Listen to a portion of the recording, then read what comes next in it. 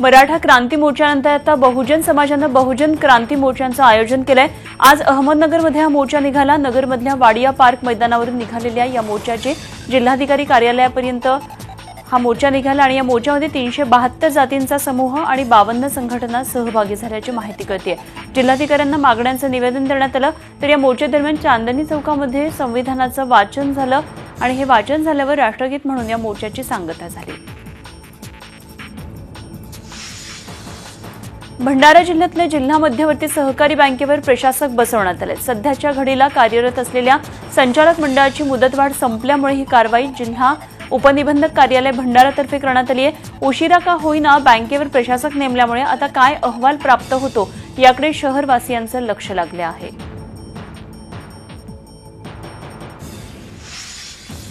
मनात जिद्द असेल तर मनुष्य काहीही करू शकतो। तर अशा जिद्दीचं उदाहरण भंडारा जिल्ह्यातल्या पेंढरी गावामध्ये पाहायला मिळालं।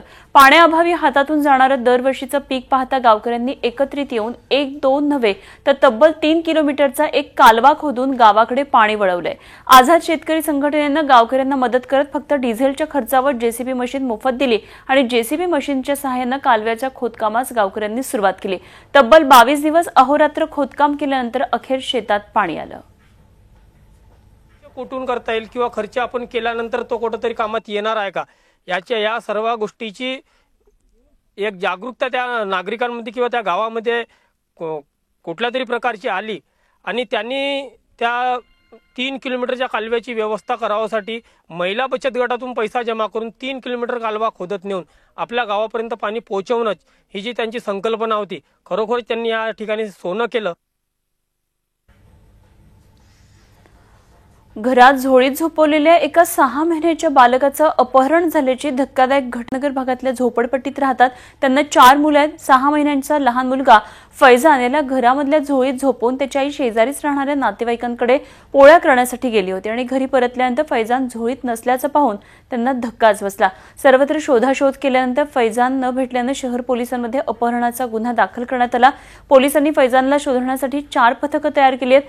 कालाकोटी या परिसरामध्ये पोलिसांनी कोम्बिंग ऑपरेशन राबवलं, मात्र रात्री उशिरापर्यंत फैजान सापडला नाही। या घटनेनं पालक वर्गातून चिंता व्यक्त केली जाते। एसटी बस खाली चिरडून एकाचा मृत्यू झाल्याची घटना नागपूरमध्ये घडली। गणेशपेठ इथल्या एसटी बस आगारातच एकनाथ बागडे या प्रवाशाचा मृत्यू झाला। तो कळमेश्वर तालुक्यातल्या पिपळा गावचा राहणारा होता। आज सकाळी 11:30च्या सुमाराला लघुशंकेकरता डेपोच्या भिंतीनजीक गेला असता शेजारी उभी असलेली एसटी सुरू झाल्यानं एकनाथ एसटीच्या मागच्या चाकात चिरडला आणि त्याचा जागीच मृत्यू झाला। गणेशपेठ पोलिसांनी घटनास्थळी जाऊन मृतदेह उत्तरीय तपासणीसाठी मेयो हॉस्पिटलमध्ये पाठवला। चालक आणि वाहक यांना ताब्यात घेतलंय। शहराच्या चंद्रमणी नगर इथल्या जोशीवाडी परिसरातल्या नागरिक गेल्या अनेक दिवसांपासून अस्वच्छतेमुळे त्रस्त आहेत। पाण्यासाठी नागरिक ज्या सार्वजनिक नळाचा वापर करतात तो नळाचा पाईप काठी कोंबून बंद करण्यात आलाय आणि एवढंच नव्हे तर शेजारच्या तुडुंब भरलेल्या गटाराचं पाणी या नळापर्यंत वाहत येतं। याबाबतीत अनेकदा तक्रारी करून देखील नगरसेवक दखल घेत नसल्याची नागरिकांची तक्रार आहे। महानगरपालिकेने परिसरामध्ये स्वच्छतेचे धडे देण्यासाठी सौंदर्यीकरण केलं, मात्र अगदी त्यासमोरच हा उलट प्रकार पाहायला मिळतोय। शिक्षण आणि संस्कृती यांच्या जीवावर जगात शांतता प्रस्थापित करता येऊ शकते असं प्रतिपादन राज्यपाल सी विद्यासागर राव यांनी केलंय। नाशिकमध्ये आयोजित जागतिक 3 दिवसाच्या शांतता परिषदेमध्ये उद्घाटन समारंभात ते बोलत होते। IEWP ही संयुक्त राष्ट्रांची अशासकीय संघटना आणि गोखले एज्युकेशन सोसायटीच्या वतीनं नाशिकमध्ये 19व्या जागतिक शांतता परिषदेचं आयोजन करण्यात आलंय। देशामधली 3री तर महाराष्ट्रातली पहिलीच ही परिषद आहे। सातारा जिल्ह्यातल्या रयत कुमुद साखर कारखान्यानं 853 ऊस उत्पादकांचे गेले 23 महिने 9,95,00,000 रुपये थकवलेत। त्यामुळे सातारा आणि सांगली जिल्ह्यातल्या ऊस उत्पादक शेतकऱ्यांनी जिल्हाधिकारी कार्यालयासमोर धरणं आंदोलन सुरू केलं आणि इतकंच नव्हे तर कारखान्याला टाळं ठोकण्याचा इशाराही दिला। रायगड जिल्हा परिषदेच्या फेब्रुवारी महिन्यामध्ये होऊ घातलेल्या निवडणुकांसाठी 61 जागांकरता आरक्षण सोडत आज घेण्यात आली। यामध्ये जिल्हा परिषदेचे अध्यक्ष सुरेश टोकरे, माजी सभापती दिलीप भोईर, ज्येष्ठ सदस्य राजीव साबळे, श्याम भोकरे यांना धक्का बसला। या सर्वांचे मतदारसंघ आरक्षित झाल्यानं त्यांची गोची झाली आहे. तर दुसरीकडे पनवेल महापालिका स्थापन झाली असताना या महापालिकेत समाविष्ट करण्यात आलेल्या गावांच्या भागांसाठी देखील जिल्हा परिषदेची आरक्षण सोडत काढण्यात आली आणि त्यामुळे नागरिक आणि राजकीय पक्षांमध्ये संभ्रमाचं वातावरण आहे. पारंपरिक मच्छीमार विरुद्ध पॉलिसिनेट धारक मच्छीमार आणि मत्स्य खातं असा वाद सध्या कोकणामध्ये रंगलेला पाहायला मिळतोय. पारंपरिक मच्छीमारांनी थेट पॉलिसिनेट धारकांना टार्गेट केलेलं आहे. कोकण किनारपट्टीवर 60% अधिक अनधिकृत पॉलिसिनेट मच्छीमारी सुरू असल्याचे पुरावे पारंपरिक मच्छीमारांनी दिलेत आणि कोकण किनारपट्टीवर थेट मुंबईपर्यंत पॉलिसिनेटद्वारे अनधिकृत मच्छीमारी होत असल्याचं सांगत पारंपरिक मच्छीमारांनी आंदोलनाचे हे हत्यार उपसले. हा सारा प्रकार मत्स्य खात्याच्या वरदहस्ताने होत असल्याचा आरोप करीत पारंपरिक मच्छीमारांनी आज दिवसभर लाक्षणिक उपोषण केलं. सातारा जिल्ह्यातल्या श्री संतकृपा शिक्षण संस्थेच्या बीएड, फार्मसी आणि इंजिनिअरिंगच्या 2000 विद्यार्थ्यांनी कोणतीही चायनीज वस्तू न वापरण्याची शपथ घेतली आहे. चीन इथलं कोणतेही उत्पादन न वापरता फक्त भारतीय उत्पादित माल वापरण्याची शपथ सातारा जिल्ह्यातल्या शाळेत आणि महाविद्यालयामध्ये घेतली जात असून स्वदेशी वस्तूबाबत श्री संतकृपा शिक्षण संस्थेच्या बीएड, फार्मसी आणि इंजिनिअरिंगच्या 2000 विद्यार्थ्यांनी कोणतीही चायनीज वस्तू न वापरण्याची शपथ घेतली. दिवाळीच्या पार्श्वभूमीवर अन्न आणि औषध प्रशासन विभागानं बनावट वस्तूंविरोधात धडक मोहीम सुरू केली आहे. आधी भिवंडी आणि नवी मुंबईमध्ये 2 मोठ्या कारवाई केल्या. या कारवाईमध्ये दिवाळी सणात मोठी मागणी असलेल्या बेसन पिठाच्या भेसळीवर एफडीएनं कारवाई केली. या कारवाईमध्ये तब्बल 2,10,00,000चा 246 टन चणा जप्त करण्यात आला. नवी मुंबईमधल्या तुर्भे आणि पावणे औद्योगिक वसाहतीमध्ये छापा टाकला गेला. तर दुसरीकडे सोलापूरच्या एका अवैध कारखान्यातला घातक वनस्पती तूप धाड टाकून जप्त करण्यात आलं. झी24 तासच्या प्रदूषणमुक्त मिशन दिवाळी या अभियानामध्ये सोलापूरच्या मोहोळ तालुक्यातल्या शेटफळच्या कैलासवासी शंकरराव मोहिते पाटील शिक्षण संस्थेनं मिशन दिवाळी अभियानामध्ये सहभाग घेतला. शाळेच्या तसंच कनिष्ठ विद्यालयाच्या विद्यार्थ्यांनी आपला सहभाग नोंदवून प्रदूषणमुक्त दिवाळी साजरी करण्याची शपथ घेतली. या विद्यार्थ्यांनी फटाके न फोडण्याचा निर्धार केला. समाजाप्रती काम करण्याच्या झी24 तासच्या या उपक्रमाचं यावेळी कौतुक करण्यात आलं. अलीकडची परिस्थिती पाहता हे फटाके हे फार विध्वंसक स्वरूपाचे आणि जास्त पॉवरचे निघालेले, त्याच्यामुळं मुलांना त्याच्यापासून प्रत्येक दिवाळीला आपण पाहतो धोका होतोच, निश्चितपणानं होतो. धुळे शहरातल्या नकाणे गावामधल्या आदर्श महाविद्यालय झी24 तासच्या मिशन दिवाळी अभियानामध्ये सहभागी झालं. विद्यार्थ्यांनी यावेळी फटाकेमुक्त दिवाळी साजरी करण्याची शपथ घेतली. आम्ही फटाके फोडणार नाही आणि इतरांनाही फटाके फोडू देणार नाही असा संकल्प या विद्यार्थ्यांनी सोडला. आदर्श महाविद्यालयातल्या 400हून अधिक विद्यार्थ्यांनी फटाकेमुक्त दिवाळी साजरी करण्याची शपथ घेतली आणि विशेष म्हणजे महाविद्यालयातल्या कॉलेजच्या विद्यार्थ्यांनीही यावेळी शपथ घेतली. जो आता फटाक्यांबद्दल प्रोग्राम केला त्याच्यामध्ये आपण कमीत कमी फटाके फोडायचे आणि लोकांना पण जागृत करायचं. जेवढे कमी फटाके फोडतील तेवढे कमी फोडायचे आणि जास्त प्रदूषण होईल म्हणून त्यामुळे फटाके पण फोडूच नाही. आज फटाक्यांमुळे होणारं प्रदूषण, ध्वनी प्रदूषण असेल, श्वसनाचे विकार असतील, डोळ्यांना होणारी इजा असेल, यामुळे जे विद्यार्थ्यांना आज हानी पोचते त्याची आज जागरूकता आपल्या माध्यमातून झालेली आहे. पुणेकरांची दिवाळी गोड करण्यासाठी दरवर्षी पुणा मर्चंट चेंबरच्या वतीनं स्वस्त दरामध्ये लाडू आणि चिवडा विक्री केली जाते. याही वर्षी या विक्रीला सुरुवात झालेली आहे. पुण्यामधल्या विविध केंद्रांवर ही विक्री केली जाणार आहे. गेल्या वर्षी या संस्थेच्या वतीनं 1,30,000 किलो लाडू आणि तितक्याच चिवड्याची विक्री करण्यात आली होती. याही वर्षी लाखो किलो लाडू आणि चिवड्याची विक्री करण्यात येणार आहे आणि त्यासाठी शेकडो आचारी लाडू चिवडा बनवण्यात गुंतले आहेत.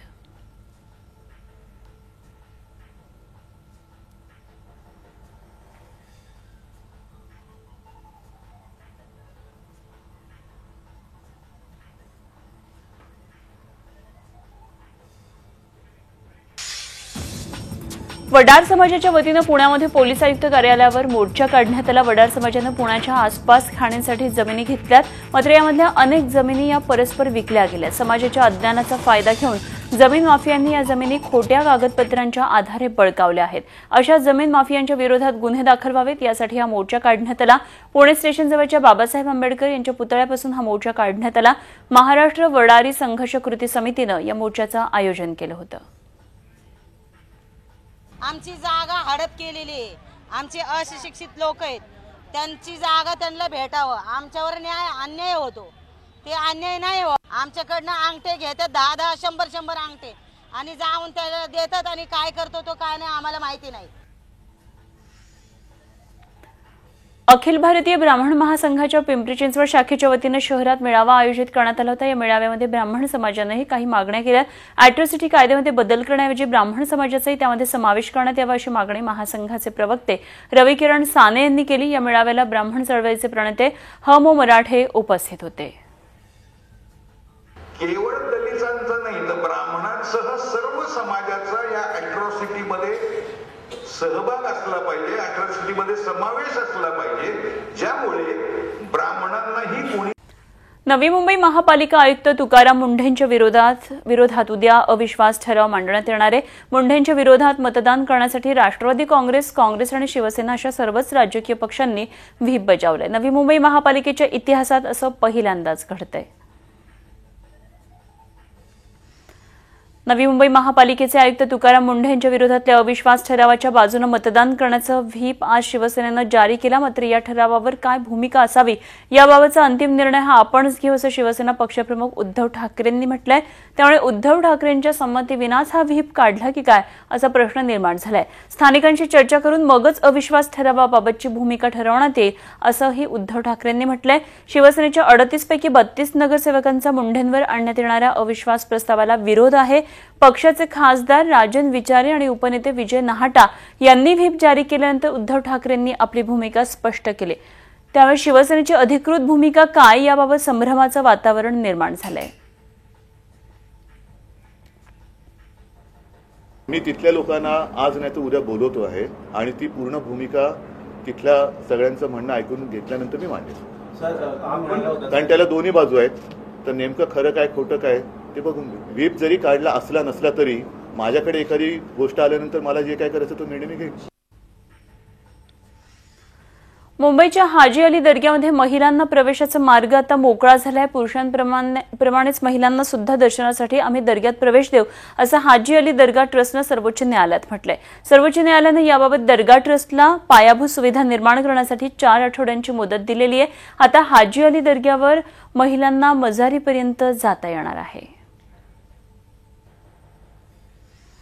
मुंबईतल्या पेंग्विनच्या मृत्यूवरून मनसे आणि शिवसेनेमध्ये कलगीतुरा रंगलाय। मनसेचे नगरसेवक संदीप देशपांडेंनी शिवसेनेला ये तो होना ही था असा टोला हाणलाय। आयुक्तांना पत्र लिहून उरलेले पेंग्विन परत पाठवण्याची मागणी केली आहे। बालहट्टापायी 25 कोटींचा चुराडा करण्यात आल्याची टीकाही त्यांनी या पत्रातून केली आहे। तर तिकडे उद्धव ठाकरेंनी मनसेला जोरदार प्रत्युत्तर दिलंय।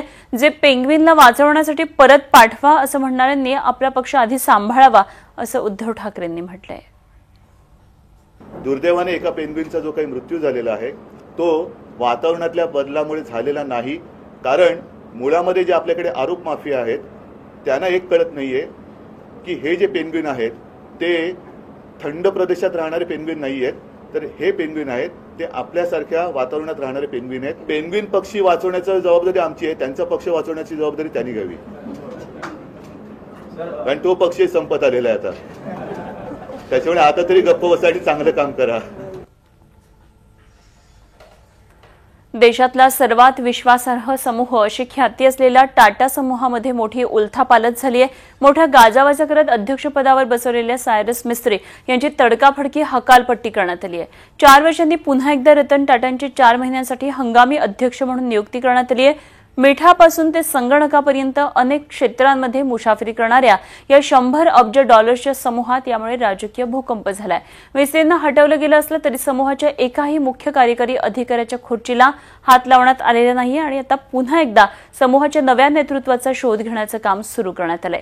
त्यासाठी रतन टाटांच्या नेतृत्वाखाली नेमण्यात आलेल्या संशोधन समितीमध्ये वेणू श्रीनिवासन, अमित चंद्रा, रोनेन सेन आणि लॉर्ड कुमार भट्टाचार्य यांचा समावेश करण्यात आलाय। आंध्र प्रदेश आणि ओडिसा सीमेवरच्या मलकानगिरी जंगलामध्ये ओडिसा पोलीस आणि माओवादी यांच्यामध्ये झडप झाली। या चकमकीमध्ये 21 माओवादी ठार झाल्याचं वृत्त आहे। ही चकमक जवळपास 1 तास सुरू होती। चकमकीनंतर पोलिसांनी तपास केला असता या ठिकाणी माओवाद्यांच्या एका गुप्त ठिकाणाचा शोध लागलाय। या ठिकाणाहून 4 AK-47 रायफल्स जप्त करण्यात आल्या। डीजीपींच्या म्हणण्यानुसार आणखी काही माओवादी लपून बसले असण्याची शक्यता आहे आणि त्यानुसार आता शोधही सुरू आहे.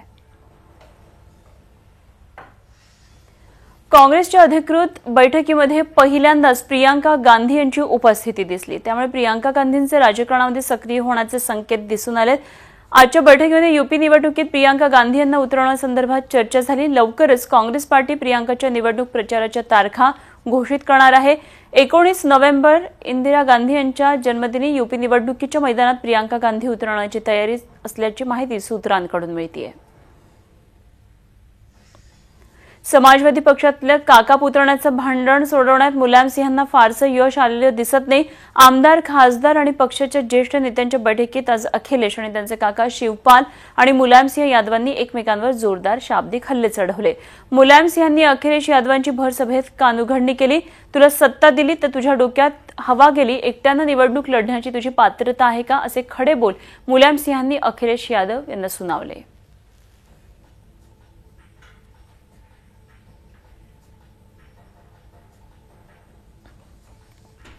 उत्तर प्रदेशातल्या यादवांच्या वादात आता काँग्रेसनं देखील उडी घेतली आहे. अखिलेश सरकारच्या मदतीला काँग्रेस धावून आली आहे. उत्तर प्रदेशातलं अखिलेश सरकार संकटात असेल तर मदत करणार असल्याची भूमिका काँग्रेसने घेतली आहे. काँग्रेस प्रवक्ते RPN सिंह यांनी माहिती दिली आहे. अखिलेश सरकारला सर्वतोपरी मदत करणार असल्याचं त्यांनी नमूद केलं. तर पंतप्रधान नरेंद्र मोदींनी उत्तर प्रदेशच्या समाजवादी पक्षातल्या कुटुंबातल्या कलहावर कडक शब्दात टीका केली. एका पक्षाला कुटुंब वाचवण्याची चिंता आहे तर माझ्या पक्षाला फक्त उत्तर प्रदेश वाचवण्याची चिंता आहे, असं मोदींनी म्हटलंय. ते आज वाराणसीमधल्या सभेत बोलत होते. झी 24 तास रहा एक पाऊल पुढे.